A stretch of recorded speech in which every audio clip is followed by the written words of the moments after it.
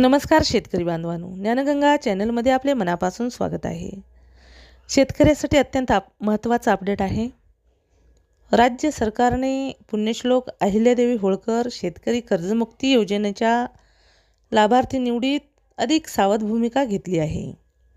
बँकाकडून प्राप्त झालेल्या थकबाकीदार शेतकऱ्यांच्या माहितीसोबत प्राप्तिकर भरणाऱ्यांची पडताळणी पूर्ण झाल्यानंतरच कर्जमाफीची अंतिम यादी निश्चित केली जात आहे. दिवंगत उपमुख्यमंत्री अजित पवार यांची जयंती आणि मुख्यमंत्री देवेंद्र फडणवीस यांच्या वाढदिवसाच्या औचित्यानिमित्त पहिली यादी जाहीर करण्यासाठी प्रशासनाची धडपड सुरू असल्याची माहिती सूत्रांनी दिली आहे. राज्य सरकारने 2 लाख रुपयांपर्यंतच्या पीक कर्जाची माफी जाहीर केली आहे. त्यासाठी बँकाकडून लाभार्थ्याची माहिती संकलित करण्यात आली असून तिचे विश्लेषण सुरू आहे.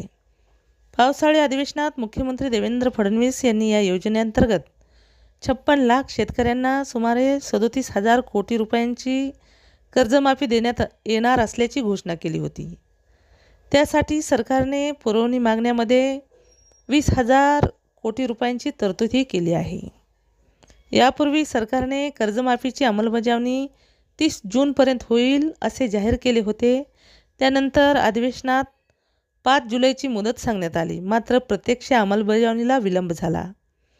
दरम्यान लाडकी बहीण योजनेत प्राप्तिकर विभागाच्या पडताळणीनंतर मोठ्या प्रमाणावर लाभार्थी अपात्र ठरल्याने सरकारने कर्जमाफीत अशा प्रकारची त्रुटी होऊ नये यासाठी महाआयटी आणि सहकार विभागामार्फत लाभार्थ्याची सखोल पडताळणी सुरू ठेवली आहे.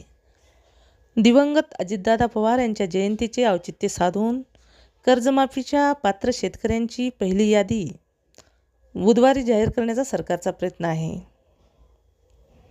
यासाठी मंत्री बाबासाहेब पाटील पूर्ण तयारी करत आहेत.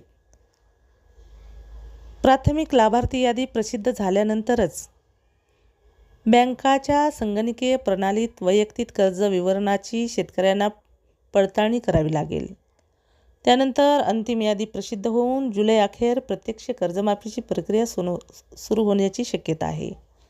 जर तुम्हाला शेतीविषयीच नवीन माहिती जाणून घ्यायची असेल तर आमच्या चॅनलला सबस्क्राईब करा.